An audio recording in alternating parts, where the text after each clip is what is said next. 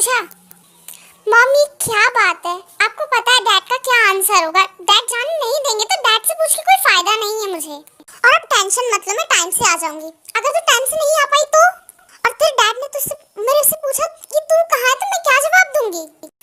देख शायद तेरे डैड का ही फोन आ चुका है। हेलो हेलो कौन? नहीं जी हमें लोन नहीं चाहिए। देखो मॉम आप वैसे ही डरती बहुत ज्यादा हो, आपको डैड को लेकर इतना ज्यादा डरने की क्या जरूरत है मॉम? देख वी, मैं डरती हूँ आई नो, बट मैं डरती हूँ तभी तू बोल पाती है। आई नो मॉम, बट आप मेरी बात समझिए। अगर आज हम कॉलेज में अगर मैं बोल पाती हूँ तो मैं ये ट्रॉफी जीत पाऊंगी, मैं अपने कॉलेज का नाम रोशन कर पाऊंगी। और जिमिन मैम को मुझ पे बहुत ज्यादा भरोसा है मॉम प्लीज। और मेरा ड्रीम है कि मैं एक डॉक्टर बनूं। प्लीज मॉम मेरी हेल्प कर सकते हो? ओके वी तू जा सकती है, बट प्लीज टाइम से आ जाइए क्योंकि तुझे पता है डैड का गुस्सा कितना ज्यादा है। इसकी वजह से तेरी बड़ी बहन को सब कुछ झेलना पड़ा है और वो तेरे डैड से कितनी ज्यादा नफरत करती है। मिस्टर आरएम पार्टी तो बहुत ज्यादा अच्छी है, बट जिसका स्पेशल डे है कि वो पर्सन कहाँ पे है? जंकुक रेडी हो रहा होगा और आ ही रहा होगा। मेरा बेटा बहुत जरूरी एक सर्जरी में था इसलिए। आरएम देखो जंकुक आ गया।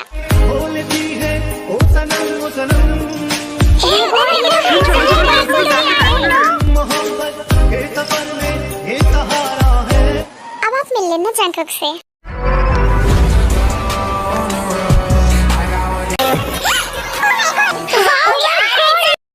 हे गाइस मैंने आप सभी को ज्यादा वेट नहीं कराया होगा आई होप, और ये मैं उम्मीद करता हूँ कि आप सभी को पार्टी बहुत अच्छी लगी होगी। जंकुक बेटा आने में इतना ज्यादा टाइम कैसे लग गया तुम्हें? जिन सर्जरी बहुत ज्यादा क्रिटिकल थी इस वजह से टाइम लग गया। जब मैंने नॉर्मली पूछा है तुम इतना ज्यादा ओवर रिएक्ट क्यों करने लगते हो हर बात को लेकर? जिन मैं ओवर रिएक्ट नहीं करता हूँ, तुम हर बात को लेकर ओवर रिएक्ट करने लगती हो। ओ स्टॉप इट गाइस, तुम दोनों फिर से यहाँ फाइट मत करना, ये पार्टी है। आरम तो अपने भाई को समझाइए ना, आप मुझे क्यों कहते रहते हैं हर वक्त?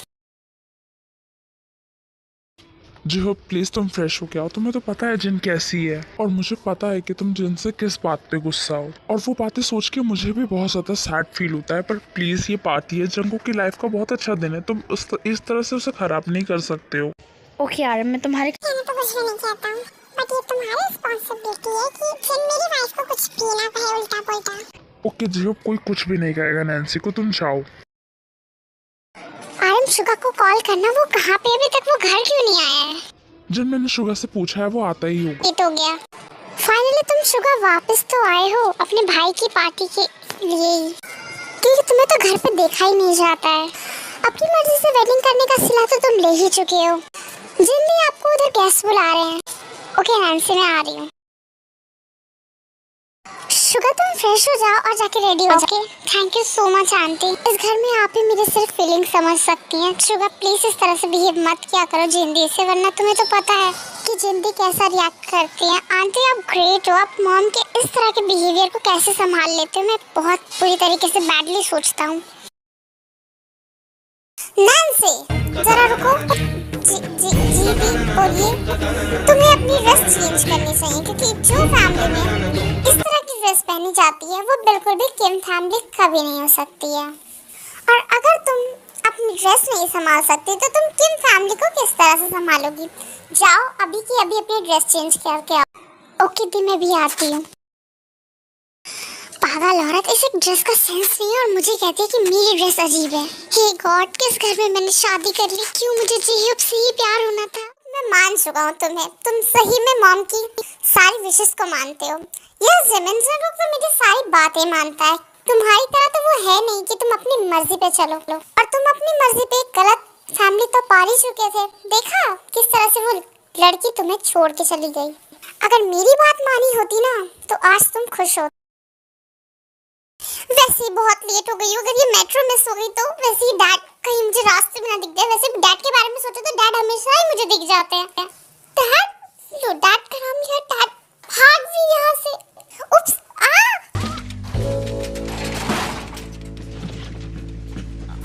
अरे किधर देख के चल रहे हो बेटा? सॉरी अंकल सॉरी, अपने डैड को देख के चल रही थी, प्लीज मुझे माफ कर दीजिए। कहीं आपको लगी तो नहीं? प्लीज अंकल अगर लगी भी हो तो प्लीज मुझे माफ कर देना, मेरी ट्रेन मिस हो जाएगी। अरे ये वीके डैड अभी कैसे खराब करो, चुपचाप जाके पानी लेके आओ। फाइनली भी तू पहुंची। मैं तो सोचा तू आज आएगी नहीं। सॉरी जिमिन मैम, मुझे पता ही नहीं चला था। एक तो मॉम को समझाते समझाते इतना ज्यादा टाइम हो गया और टाइम कब स्किप हो गया मुझे पता ही नहीं चला। एनीवेज ये सब बातें छोड़ो, चल जल्दी। वैसे भी टेंशन मत ले, अभी भी स्पीच शुरू होने में ऑलमोस्ट 1.5 घंटे बाकी है। अच्छा चलो, अगर टाइम है तो मैं आपसे पूछूं, आप इतने टाइम तक वहाँ ही रह के क्या करने वाली हो? इतने सारे हैंडसम बॉयज आपके पीछे हैं, अभी कॉलेज में घुसते ही कोई ना कोई आपके पीछे आ जाएगा। तो प्लीज किसी एक को डेट करो।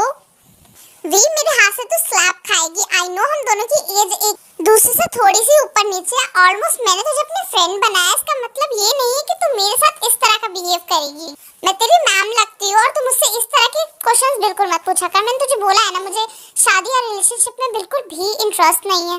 बट क्यों जिमिन मैम, आप इतने ज्यादा क्यूट हो। आई नो मैं अभी शादी नहीं करना चाहती क्योंकि मेरा एक ड्रीम है, मुझे एक डॉक्टर बनना है। मुझे अपने डैड को दिखाना है कि लड़कियां भी बहुत कुछ कर सकती हैं। जो उनकी माइंड में वो ओझी सोच है उसे हटाना है। इसमें आप मेरा साथ दे रही हैं, बट आप अपनी लाइफ में क्यों सिंगल हैं? देखो वी, एक बात बहुत अच्छे से कान खोल के सुनो। प्यार अगर होता है जिंदगी में तो ये जरूरी नहीं है कि आपका पार्टनर आपका हमेशा सपोर्ट करे, और अगर वो आपका सपोर्ट करना चाहता भी है तो उसकी फैमिली वो कभी भी नहीं करने देती है। इसलिए कभी भी तुम मुझसे प्रॉमिस करो कि प्यार में नहीं पड़ोगी। तुम एक बहुत अच्छी लड़की हो और मैं नहीं चाहती हूँ कि तुम प्यार में पड़ के अपना करियर खत्म कर दो। जिस पॉइंट पे तुम हो उस पॉइंट से भटक जाओ। ओके फाइन जिमिन मैम, आप इतना ज्यादा इमोशनल बातें मत कीजिए। मैं आपकी मर्जी के अलावा अपने पेरेंट्स की भी नहीं सुनूंगी। आप जब कहेंगे तभी मैं वेडिंग करूंगी। अच्छा जाओ, जल्दी जाओ, अपनी क्लास में जाओ। तुम्हारा स्पीच जब आएगा तब मैं भी आ जाऊंगी। जाओ, बाय जिमिन मैम। तुम नहीं जानती भी कि शादी जैसा एक पवित्र बंधन भी किसी की लाइफ को खत्म कर सकता है। किसी की लाइफ में प्यार की जगह उसकी फैमिली इतनी ज्यादा इम्पोर्टेंट हो जाती है कि वो अपने प्यार को गलत बना सकता है। मैं सिंगल नहीं हुई, मेरी भी शादी हो चुकी है, बट मैं तुम्हें सब कुछ सच नहीं बता सकती थी क्योंकि तुम सच जानने के बाद तुम क्यूरियस हो जाओगी और मेरी सच्चाई को जानने की कोशिश करोगी। मैं नहीं चाहती हूँ कि तुम पे किसी भी ऐसी परछाई का साया पड़े जो तुम्हारी लाइफ खत्म कर दे। मैं अपने काले साए को हटाने के लिए यहाँ आके बेगू में रह रही हूँ। Hello Jimin ma'am. Yes sir बोलिए, आपको प्रिंसिपल ने बुलाया है। ओके आप प्लीज जाइए, मैं आती हूँ। यस प्रिंसिपल सर बोलिए। मिस जिमिन, आपका टैलेंट बहुत ज़्यादा अच्छा है और आप स्टूडेंट्स को बहुत अच्छी तरीके से स्टडीज कराते हैं और मैं चाहता हूँ कि आप सोल में एक हॉस्पिटल को चूज करें और वहाँ के बच्चों को बहुत ही अच्छे से ट्रेनिंग दीजिए। बट सर मैं यही जॉब करना चाहती हूँ, मैं स्कूल नहीं जाना चाहती। सॉरी मिस जिमिन, बट आपका कॉन्ट्रैक्ट अब रिमूव होने वाला है और हम चाहते हैं कि आप सोल जाके आगे बच्चों को स्टडीज कीजिए क्योंकि ऊपर से ही ऑर्डर आया है आपकी इतनी अच्छी स्टडीज को करवाने के लिए। तो आप प्लीज सोल जाइए, वरना आपको जॉब छोड़नी होगी और आपको कहीं और जॉब नहीं मिलेगी क्योंकि आप बहुत अच्छे से जानते हैं कि अगर ऊपर से ऑर्डर्स आते हैं उसके बाद क्या होता है। ओके सर, मैं जॉब तो नहीं छोड़ सकती, आप मेरा ट्रांसफर कर दीजिए, बट ट्रांसफर से पहले प्लीज मुझे इन्फॉर्म कर देना। जंकू, क्या तुम थोड़ी देर के लिए मुझसे बाहर आके मिल सकते हो? मैं तुमसे मिलना चाहती हूँ, कुछ इम्पोर्टेंट बातें हैं। हाँ बोलो, तुम्हें क्या बात करनी आई हो? प्लीज जंकू, हम बैठ के बातें कर सकते हैं। हाँ क्यों नहीं, आओ बैठो। जंकू प्लीज मेरी बात ध्यान से सुनो, मैं ये सगाई नहीं कर सकती। बट क्यों आई हो, कुछ हुआ है? जंकू, मुझे लंदन में चांस मिला है स्टडीज के लिए। मैं वहाँ बच्चों को स्टडीज करा सकती हूँ, अपने करियर को बहुत अच्छे से वहाँ बना सकती हूँ। बहुत अच्छी बात है आयु, बट इसमें प्रॉब्लम क्या हो रही है? शंको, शादी से पहले मैंने कहा था कि तुम जो कहोगी मैं वही करूँगी, बट तब मुझे ये नहीं पता था कि तुम्हारी फैमिली बिल्कुल भी जॉब के लिए अग्री नहीं करती है और ये बिना सोचे समझे ही मैंने तुमसे शादी के लिए यस बोल दिया। आई नो मैं तुमसे बहुत ज़्यादा प्यार करती हूँ जंको, बट मैं अपने करियर से भी बहुत ज़्यादा प्यार करती हूँ। क्या तुम मुझे इतनी फ्रीडम नहीं दे पाओगे कि मैं अपनी स्टडीज़ को बहुत अच्छे से, अपनी स्टडीज़ जो मैंने की है वो अपने काम ला सकूँ, अपना करियर बना सकूँ? बट आइए, तुम जानती हो ना हमारे घर में कोई भी लेडीज जॉब नहीं करती है। यही बात जंको, यही प्रॉब्लम है, इसलिए मैं ये सगाई नहीं करना चाहती हूँ। मैं तुम्हारे साथ अब रिलेशनशिप में नहीं रह सकती हूँ। आई नो तुम मुझे बहुत ज़्यादा गलत समझोगे, बट मैं अपने लिए सेल्फिश हूँ जंको। बट तुमने फॉर्म भरने से पहले तो मुझसे नहीं पूछा था ना। आई नो जंकुक, मैंने नहीं पूछा था, बट मुझे नहीं लगा था कि मेरा एडमिशन हो जाएगा उसमें। तो सो व्हाट, अब तुम्हारा एडमिशन हो गया तो तुम जाना चाहती हो, और नहीं होता तो तुम यहीं रहती। नो जंकुक, फिर भी मैं तुमसे बात करती, क्योंकि तुम्हारी फैमिली ये गलत कर रही है। हम इतनी स्टडीज, इतनी मेहनत से अपनी पढ़ाई कंप्लीट करते हैं, और तुम्हारी फैमिली सिर्फ हमें हाउसवाइफ बना के रखना चाहती है। मैं ऐसा नहीं कर सकती अपनी लाइफ में। मेरी मॉम डैड की मेरे अलावा और कोई भी चाइल्ड नहीं है, मुझे उनको आगे सपोर्ट करना होगा। मैं तुम्हारे दम पे तो हर चीज नहीं कर सकती ना जंकुक। तुम यहाँ से जा सकती हो आयु, ये सगाई करने की कोई भी जरूरत नहीं है, और मेरी लाइफ में कभी भी मुड़ के दोबारा मत देखना। आज भी किसी एक लड़की को सपोर्ट चाहिए तो उसे अपने हस्बैंड का क्यों चाहिए, अपनी फैमिली का क्यों चाहिए? वो लड़की अपने दम पे क्यों नहीं बन सकती है? उसने अपनी पढ़ाई पूरी की है, वो पढ़ी लिखी है, तो वो अपने दम पे खड़ी हो सकती है गाइस। आज भी किसी लड़की को किसी लड़के की जरूरत नहीं है आगे बढ़ने के लिए। आई नो एक लड़का अपनी फैमिली लेके चलता है, बट एक लड़की भी अपनी फैमिली लेके चल सकती है। जितना जरूरी आज के वर्ल्ड के लिए एक लड़का होता है, उतना ही जरूरी आज के वर्ल्ड के लिए एक लड़की होती है गाइस। मैं बस इतना समझाना चाहती हूँ कि जिस पोजीशन पे लड़के हैं, उस पोजीशन पे आज लड़कियाँ भी हैं, और एक लड़की किसी भी लड़की की उम्मीद नहीं होती है। वो लड़की अपने दम पे अपनी उम्मीद खड़ी कर सकती है। बस मुझे इतना ही समझाना था। हे गाइस, स्टोरी कैसी लगी? आई होप स्टोरी अच्छी लगी होगी, और स्टोरी में आगे बहुत ज्यादा ही सस्पेंस है, और बहुत ज्यादा ही फनी एंजॉयफुल स्टोरी है ये, और बहुत ज्यादा रोमांस हो सकता है स्टोरी में, बट ये आपको आगे पता चलेगा कि रोमांस होगा कि नहीं।